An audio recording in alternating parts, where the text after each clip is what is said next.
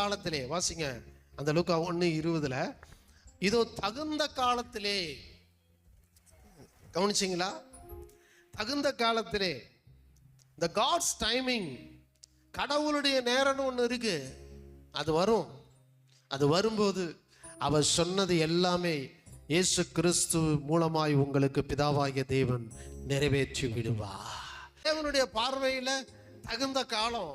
யோவான் ஸ்நானகன் பிறப்பது இயேசு கிறிஸ்துவுக்கு வழியை ஆயத்தம் பண்ணுவதற்காக தான். அப்ப இயேசு கிறிஸ்து பிறக்கிறப்ப தான் அவன் பிறக்கணும். அதான் தகுந்த காலம். 20 வருஷத்துக்கு முன்னாடி இவங்க இளமையா இருக்கிறப்ப பிறந்திருந்தா யோவான் ஸ்நானனுக்கான நோக்கமே போயிருங்க. கர்த்தர் அது போலதான் உங்க வாழ்க்கையில பெரிய திட்டங்களை வைத்து செயல்பட்டு கொண்டு இருக்கிறார். நீங்க குண்டாஞ்சட்டியில குதிரை ஓட்டுற மாதிரி சின்ன சின்ன விஷயங்களை ஃபோக்கஸ் பண்ணிட்டு தெரியாதீங்க. கர்த்தர் உங்க வாழ்க்கையில எந்தெந்த நேரத்தில் எது வந்தோ எப்படி நீங்க உயரணும், மேன்மை அடையணுங்கிறத அவர் மிகப்பெரிய திட்டம் போட்டு வைத்திருக்கிறார். அதன் அடிப்படையிலே காலங்களும் நேரங்களும் வரும்போது உங்களுக்கு செய்ய வேண்டியதை நீங்கள் விசுவாசித்தாலும் விசுவாசிக்கவிட்டாலும், சந்தேகப்பட்டாலும் சந்தேகம் கொள்ளாமல் இருந்தாலும் அவர் நிறைவேற்றி முடித்திருவார். யோவான் ஸ்நானகன் எப்போ பிறக்கணும்னு தேவன் டேட்டு வச்சு குறித்து வச்சிருந்தாரு. அங்கதான் பிறப்பான். அப்போ எலிசபெத்துக்கு 90 வயதாக இருக்குந்தா 80 வயசு ஆச்சான்னு எனக்கு தெரியாது. ஆனால் சகரியாவுக்கும் எலிசபெத்துக்கும் 70-80 வயசுக்கு மேலே தான் இருக்கும். தேவனுக்கு வயசை பற்றி பிரச்சனை இல்லை. தேவனுக்கு டைம் தான் முக்கியம். இந்த டயத்தில் இதை கொடுக்கணும்னு நினச்சிட்டாரு, அவர் சொல்லியிருக்காருன்னா அந்த டயத்துக்கு உங்களுக்கு அது வந்துடும். அதை யாரும் தடுத்து நிறுத்த முடியாது.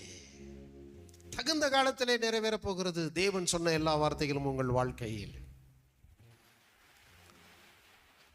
அதனால வெளியே போய் கண்டவங்ககிட்ட உங்க பிரச்சனைகளை கொட்டாதிருங்கள், கண்டவங்ககிட்ட உங்க பிரச்சனைகளை சொல்லாதிருங்கள். வாயை மூடி மௌனமா இருந்தீங்கன்னா தேவன் உங்களுக்கு செய்ய நினைத்ததெல்லாம் டக்கு டக்கு டக்குன்னு அந்தந்த நேரத்தில் உங்கள் வாழ்க்கையில் நடந்து கொண்டே இருப்பதை நீங்கள் பார்ப்பீர்கள். தேவன் சகரியா நம்பினாலும் சரி நம்பலைனாலும் சரி, தேவன் தம்முடைய வார்த்தையை நிறைவேற்றியே தீருவார். மனிதர்களுடைய அவிசுவாசம் தேவனுடைய திட்டத்தை ஒரு நாளும் முறியடிக்க முடியாது. தேவன் தாம் சொன்னதை செய்ய வல்லவராக இருக்கிறார். உங்க வாழ்க்கையில ஆண்டவராய் இயேசு கிறிஸ்து சிலுவையின் மூலமாக சம்பாதித்த நன்மைகளில் ஒன்றுதான் சர்வாங்க சுகம் என்பது. அவர் சொல்லிட்டார்னா நிச்சயமாகவே நீங்கள் குணமடைந்து பூரண ஆயுளோடு வாழ்ந்து கொண்டிருப்பீர்கள் இந்த பூமி. லூக்கா 1:20 நீ ஊமையாயிருப்பேன்றாரு. சகரியா ஒரு நீதியான ஆசாரியனாக இருந்தாலும், ஆனால் தேவனுடைய வார்த்தை தேவதூதன் மூலமாய் வந்தபோது அதை விசுவாசிக்க முடியாமல் அதை விசுவாசத்திலிருந்து தவறிவிட்டார். தேவன் தான் சொன்னதை நிறைவேற்றுவார் என்பதை அவர் விசுவாசிக்க முடியாதனால 9 மாதங்கள் அவர் மௌனமாய் இருக்க வேண்டிய ஒரு நிலை வந்தது. இது அவருக்கு ஒரு ஆவிக்குரிய பாடமாக அமைந்தது.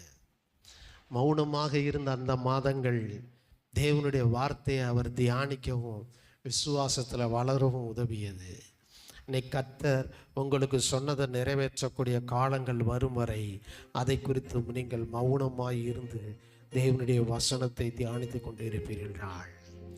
தகுந்த காலத்தில், ஏற்ற நேரத்தில், ஆன் டைமில் மிஸ் ஆகாமல் கர்த்தர் உங்களுக்கு பரிபூர்ண காரியங்களை இன்னைக்கு செய்திடுவார்.